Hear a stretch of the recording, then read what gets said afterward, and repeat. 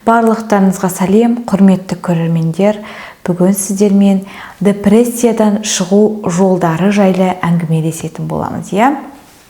Бұл депрессия жайлы екінші видео, бірінші видеоны біз алдында түсірген болатынбыз. Оны көргіңіз келсе, осы видеоның астында сілтемені бассаңыз болады. Ол видеода мен депрессияның белгілері, оның себебі жайлы айтқан болатынмын.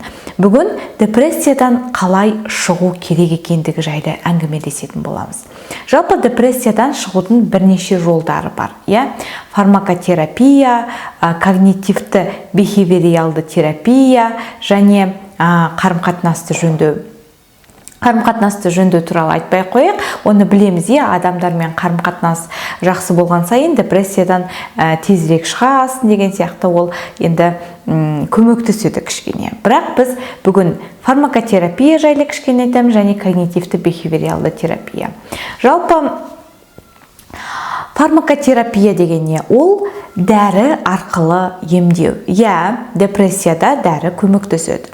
Сіз психиатрға барасыз, психиатрыңыз сіздің нервті системаңыздың ерекшеліктеріне байланысты белгілі бір дәрілер жазып береді. Жынды немесе псих екеніңіздің көрсеткіші емес, жай ғана сіздің қиыншылықтардан шаршаған нервтік жүйеңіз кішкене қолдауды қажет етеді. Яғни сіздің миыңыздағы серотонин, бақыт гормонын ұстап тұру үшін дәрілер жазып береді. Сіз ешқандай жынды деген сөз емес. Алайда бұл эффективті емдеу тәсілі емес, себебі дәрімен емделгенде ол белгілі бір уақытқа ұстап тұру мүмкін, қайтадан келуі мүмкін, депрессия. Ең эффективті тәсіл ол когнитивті бихевиоралды терапия, немесе когнитивно-поведенческий терапия, орысша. Негізі ол бөлек-бөлек қарастырылады, когнитивті және бихевиоралды. Когнитивті деген не? Когнитивті деген установкалармен жұмыс, оны кейінірек айтам, және бихевиоралды ол іс-әрекетпен жұмыс. Екеуі қосылса керемет эффективті терапия. Бірінші іс-әрекетпен жұмысты бастайық. Жалпы депрессияда іс-әрекетіңізді өзгерту өте маңызды. Барлығына белгілі, адам депрессияда жатып қалады, тұра алмайды, энергиясы жоқ, түк істегісі келмейді. Не істеу керек? Өзіңіздің жақсы көретін іс-әрекеттеріңізді өзіңіздің күнтізбеңізге қосыңыз. Мысалға алатын болсақ, 1-2 іс-әрекет болуы мүмкін. Көп болған сайын ол жақсы деген сөз. Мысалға алатын болсақ, мен биді жақсы көрем. Мен мысалы депрессияда адам жатып қалса, түк істегісі келмесе, өзіңізді күштеп сол басында белгілі бір күшті қажет етеді. Өзіңізді күштеп сол іс-әрекетті жасауға тырысыңыз. Мысалы мен онлайн курс сатып алдым да, депрессияда жатқанда биден онлайн курс сатып алдым. Күніне 1 сағат биге арнаймын. Билеймін да, менің көңіл күйім көтеріліп қалады. Содан кейін кітап оқимын, жақсы көретін кітабымды оқимын, бауырымен, ата-анамен уақытты өткіземін. Сол жақсы көретін іс-әрекеттерді жасағаннан кейін менің көңіл күйім жақсарғанын байқадым. Келесі ол ләззат алуға тырыстым. Мысалы айттық, депрессия кезінде адамның ләззат алуы қиындайды. Ал сіз әдейі ләззат алуға тырысыңыз. Мысалы аспанға қарап тұрып, байқаңыз нәрселерді, мысалы бұлттарға қарап ләззат алуға тырысыңыз. Қиын болуы мүмкін. Бірақ болмасаң да ұқсап бақ дейді ғой. Әйтеу кішкене болсын ләззат алуға тырысыңыз. Байқауға тырысыңыз. Айналадағы болып жатқан сәттерді. Жалпы депрессияның бірден-бір себебі ол ұнамайтын іс-әрекеттерді жасау. Депрессия кезінде ұнамайтын іс-әрекеттердің санын азайтуға тырысыңыз. Мен айтпаймын жұмыстан шығып кетіңіз деп, бірақ азайтуға тырысыңыз. Мысалы, мен депрессия болған кезде мен мектепке кірдім. Мектепте депрессия одан әрі ұшықты, өйткені ұнамайтын нәрсемді жасадым. Сол себепті ұнамайтын іс-әрекеттерді азайтуға тырысыңыз.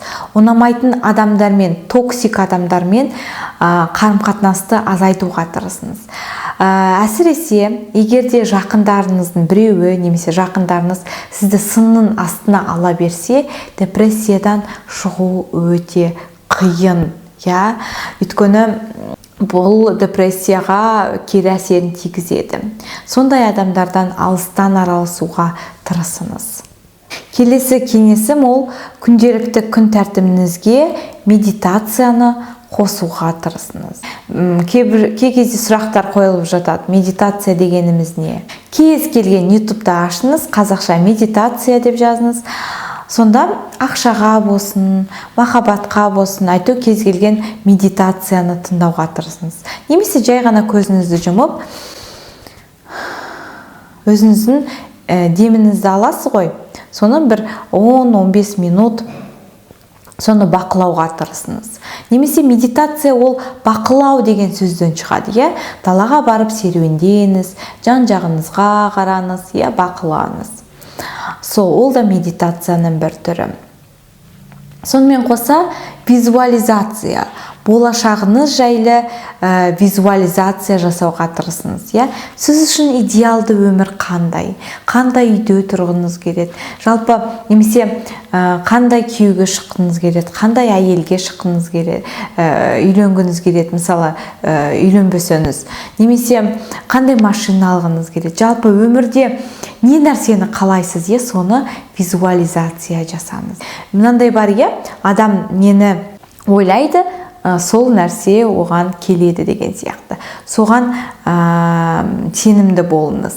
Көзіңізді жұмасыз да, қандай сол нәрсеге жетсеңіз, сол арманыңызға жетсеңіз, қандай сезімде боласыз, не сезінесіз, барлығын ойлап, болашағыңыз жайлы визуализация жасасаңыз, депрессиядан шығудың ең жақсы жолдардың бірі. Себебі адам депрессияда болғанда болашағы жайлы ойлауды қояды. Өзін жексұру, нақұрыс сезінеді. Келесі ол когнитивті терапия. Аты айтып тұрғандай когнитивті. Сіздің установкаларыңызбен, сіздің ойларыңызбен жұмыс. Кез келген депрессияның артында белгілі бір негативті ой тұр, установка тұр. Өйткені депрессия болмаушы еді. Мысалы, бір адамның жақыны өліп қалса, мен енді ешкімге керек емеспін. Немесе банкрот болып қалса, болашағы жайлы оның үміті үзіледі. Айту, бір установкасы бар оның миында. Соны анықтап, сонымен жұмыс істеу керек екен. Ол үшін не керек? Біріншіден, психологқа барып, сол кісімен анықтауға болады. Екіншіден, ол установканы анықтаудың белгілі бір формуласы бар. Қандай установка екенін, сол установкамен қалай жұмыс істеу керек, оны барлығын айтатын боламын. Ол да үлкен бір көлемді видео болмақ.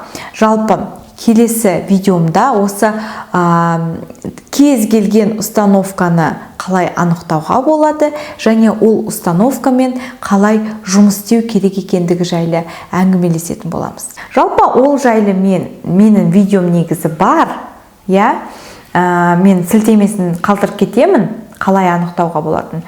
Бірақ та келесі видеода мен осы депрессияға қатысты, басқа сезімдерге қатысты қалай анықтауға болатыны жайлы әңгімелесетін боламыз. Қош сау болыңыздар, амандықта жүздескенше.